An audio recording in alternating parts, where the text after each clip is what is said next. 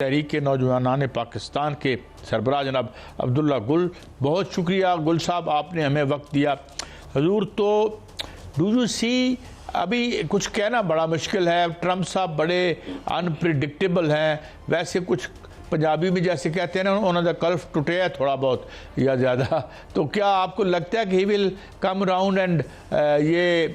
معاہدہ ہو پائے گا؟ اسباب تو نکل گئے ہیں کافی، اور جو رہ گئے ہیں وہ بھی نکل جائیں گے. اصل مسئلہ یہ ہے کہ بہت سارے لوگ یہ کہہ رہے ہیں کہ یہ امریکہ کی بہت زیادہ طاقت ہے، اس میں کوئی شک و شبہ نہیں ہے، لیکن امریکہ کی طاقت اور ٹیکنالوجی کہیں نہ کہیں کمپرومائز ہو گئی ہے. طاقت تو ہے لیکن یہ طاقت وہ استعمال کریں گے تو اس سے اپنے اتحادیوں کو نقصان پہنچے گا. ابھی ایک واقعہ ہوا جو کہ بظاہراً شاید معمولی ہوگا لیکن وہ ہے بہت بڑا، اور وہ ہے کہ نیوکلیئر فیسلٹی پہ UAE کے حملہ. اس میں ایران کہتا ہے کہ میں نے یہ تینوں ڈرون میں نے نہیں بھیجے، 2 ڈرون اس کے اندر مارے گئے اور 1 ڈرون ہٹ کر گیا جنریٹر روم کے اوپر. لیکن شاید یہ پیغام تھا ایک ایسا کہ جس سے UAE پورا کا پورا اور امریکہ ہل کے رہ گیا، کیونکہ اگر 33% ہٹ ریشو ہے تو دس مینس کہ اگر یہ اس طرح سے اگلی دفعہ میں خدا نخواستہ کوئی واردات ہوتی ہے تو یہ تابکاری جو پھیلے گی یہ وہ امریکہ کے تمام اتحادیوں کے لیے ایک بہت بڑا میرے خیال میں سانحہ بن جائے گا. اور پھر یہ جنگ جو ہے یہ ایک ایسے ڈائمنشن اختیار کر لے گی جو امریکہ سمیت کوئی دنیا کا ملک پریڈکٹ نہیں کر سکتا. چائنا نے جہاں یہ کہا ہے کہ ٹھیک ہے ہم ایران کے معاملے پہ پر امید ہیں، وہیں انہوں نے یہ بھی کہا ہے کہ ہمیں مستقبل میں کوئی جنگ ہوتے نظر نہیں آ رہی. اس کا کیا مطلب ہے؟ Iran one of the talking point ضرور تھا، صدر شی جن پنگ نے جو اپنے ٹاکنگ پوائنٹس رکھے تھے، لیکن ظاہر ہے وہ پرائیورٹی نہیں تھا، وہ ایک ٹاکنگ ایجنڈا ضرور تھا. اور پرائیورٹی جو تھا وہ آپ نے دیکھا کہ کس طریقے سے تائیوان تھا جس کو بالکل انہوں نے باہر ایسے نکال لیا اور تائیوان کے اوپر ایک مکمل کنسیشن حاصل کر لیا. ظاہر ہے کچھ دے اور کچھ لے کی بنیاد کے اوپر ہوتا ہے. گرمیوں کے دن آ رہے ہیں بلکہ آ چکے ہیں، اور مشرق وسطیٰ میں جو ٹیمپریچر ہے وہ تو اللہ معافی دے. اور پھر آبنائے ہرمز کی وجہ سے جو ایک وہاں حبس پیدا ہوتا ہے تو وہ ایک اپنی جگہ. تو گراؤنڈ آپریشنز کی تیاری نہیں ہے. ابھی اگر نیوی کے اوپر بات کر لی جائے تو جو ان کے ایڈمرل ہیں جو اس ٹائم پہ آپریشنل ایڈمرل ہیں امریکن نیوی کے، وہ ان کا یہ کہنا ہے کہ ہمارے جو اس ٹائم پہ ورکنگ آورز ہیں، یعنی کہ ہر شپ کا ایک ٹائم ہوتا ہے جس کے اندر اس کو واپس لایا جاتا ہے اور پھر ان کو ریسٹ دیا جاتا ہے ہائی سیز سے اور آپریشنل تیاریوں سے، تو وہ ان کا ٹائم پورا ہو چکا ہے. دوسری جانب ان کے پاس جو اسلحہ اور ساز و سامان تھا وہ بھی ختم ہو چکا ہے تقریباً. تیسری جانب جو ہے وہ ایک سب مرین جو ہے امریکہ کی وہ ہٹ ہوئی ہے جس کو امریکہ پی گیا ہے، وہ بتانے کے لیے تیار نہیں ہے. چوتھی جانب وہ یہ بھی کہتے ہیں کہ اس ٹائم پہ جو مورال ہے وہ بہت زیادہ گر چکا ہے ہماری فوج کا. سب سے اہم ترین بات اس کے اندر کہ جو نیوی کے جو اس ٹائم پہ بجٹ تھا، آپ کو پتہ ہے نیول منسٹر کو بھی فارغ کیا گیا ابھی دوران جنگ امریکہ کے صدر کی جانب سے. تو وہ کیوں فارغ کیا گیا تھا؟ وہ اس لیے نیوی کے منسٹر کو فارغ کیا گیا تھا کیونکہ اس نے یہ کہا تھا کہ اس ٹائم پہ ہمارے پاس جو ہے وہ بجٹ نہیں ہے چلانے کے لیے، اور یہی کہنا جو ہے وہ اس ٹائم پہ آپریشنل جو ایڈمرل ہیں ان کا بھی یہی کہنا ہے. تو یہ وہ تمام چیزیں ہیں جو اگر ہم دیکھیں، آپ بات کر رہے ہیں امریکی طاقت کی بات کر رہے ہیں، اس پر میں نے باقاعدہ طور پہ آپ سے کچھ جو ہے وہ حقائق سامنے رکھنے ہیں اور اس میں سوال کرنا ہے. ابھی میں مذاکرات پہ بات کرتا ہوں سر، اور لگ یہ رہا ہے کہ ایران اور امریکہ کے درمیان جو معاہدہ ہے، ڈیل ہے، وہ فائنل ہو گئی ہے. نقوی ڈپلومیسی جو ہے وہ کام کر گئی ہے، کیونکہ محسن نقوی صاحب جو ہیں دوسرا ان کا دورہ ہوا ایک ہی ہفتے میں. وہ پہلے بھی گئے اور وہاں پر انہوں نے ایرانی قیادت سے ملاقات کی، ان کی تجاویز جو ہیں وہ امریکہ پہنچائی، امریکہ کی وہاں پہنچی، پھر وہ پاکستان آئے اور پھر بریفنگ لے کر واپس گئے. اور اب خبریں یہ آ رہی ہیں کہ شاید فیلڈ مارشل صاحب بھی وہاں پر جائیں، انٹرنیشنل میڈیا خبر دے رہا ہے، اور یہ خبر آ رہی ہے کہ معاہدہ تقریباً مکمل ہو چکا ہے، ڈیل مکمل ہو چکی ہے، اور پاکستان کے اندر عید کے بعد جو ہے اس پر دستخط ہوں گے. اور جو ممکنہ طور پر پوائنٹ سامنے آ رہے ہیں وہ یہ آ رہے ہیں کہ ایران جو ہے وہ امریکہ سے کی جنگ جو ہے وہ مستقل بند ہونے جا رہی ہے. اور ایران پر پابندیوں کا خاتمہ ہونے جا رہا ہے، امریکہ اس پر بھی راضی ہے، ایران کے منجمد اثاثے جو ہے بحال ہونے جا رہے ہیں، امریکہ راضی ہو چکا ہے، آبنائے ہرمز کا کنٹرول ایران اور عمان کے پاس رہے گا، اس پر بھی رضامندی کا اظہار ہو چکا ہے، ایران ایٹم بم نہیں بنائے گا جو پہلے بھی نہیں بنانا چاہ رہا تھا اور اب بھی انہوں نے یقین دہانی کرائی ہے۔ یورینیم افسودگی کے حوالے سے مجتبیٰ خامنہئی صاحب نے کہا کہ وہ ایران سے نہیں جائے گی، اور یہ کہا جا رہا ہے ہو سکتا ہے کسی ملک کی گارنٹی یا نگرانی میں وہ ایران میں ہی رہے۔ تو سر کیا آپ سمجھتے ہیں کہ عید کے بعد یہاں اسلام آباد کے اندر ایک ٹیبل سجے گی اور معاہدے پر سائن ہو جائیں گے؟ دیکھیں، جنگ کے شروع سے ہی آپ دونوں حضرات کے ساتھ میں آتا رہا، آپ لوگوں نے بڑی مہربانی سے مجھے بلایا۔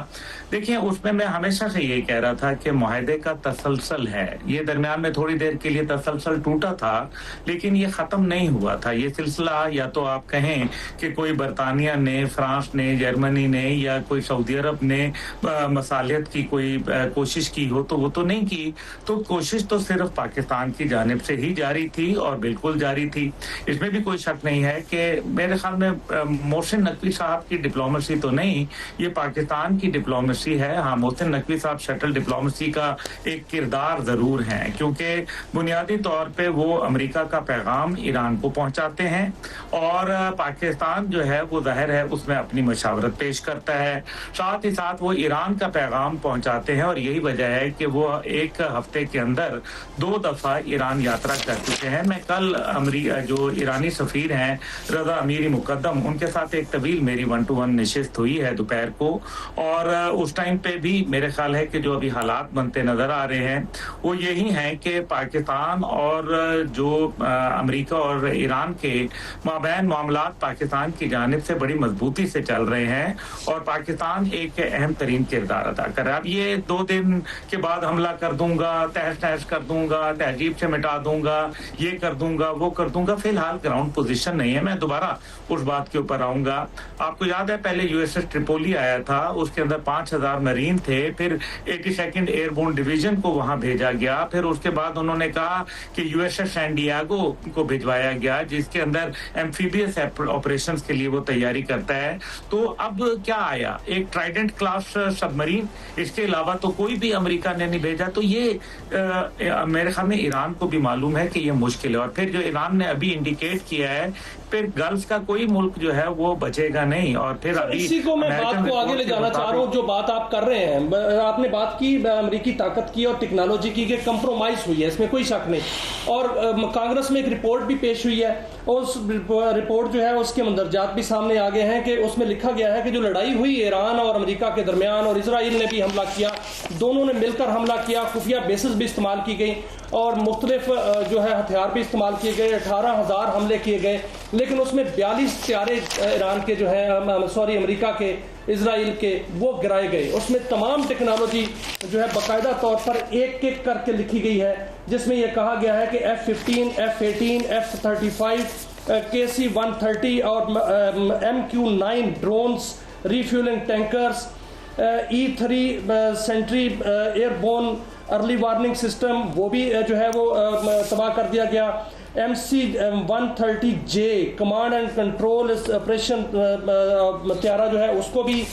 تباہ کر دیا گیا۔ Search and rescue Halley copter جو ہیں ان کو بھی تباہ کیا گیا، اور بہت سا ایسا اسلحہ تھا جن کو نقصان بھی پہنچایا گیا۔ بہت سی ایسی ٹیکنالوجی تھی جس کو باقاعدہ طور پر ایران نے محفوظ کیا، اور یہ بھی کہا جا رہا ہے کہ اس سے